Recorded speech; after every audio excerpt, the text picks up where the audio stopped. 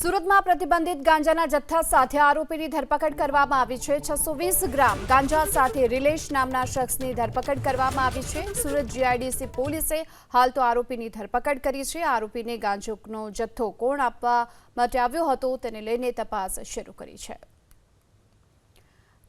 તો સચિન જીઆઈડીસી પોલીસે હાલ તો ગાંજા સાથે આરોપીની ધરપકડ કરી છે અને રિલેશ ઉર્ફે નિલેશ ગોળની ધરપકડ કરવામાં આવી છે।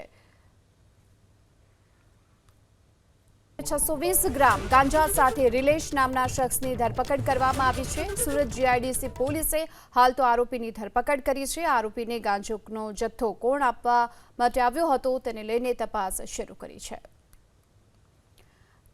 તો સચિન જીઆઈડીસી પોલીસે હાલ તો ગાંજા સાથે આરોપીની ધરપકડ કરી છે અને રિલેશ ઉર્ફે નિલેશ ગોળની ધરપકડ કરવામાં આવી છે।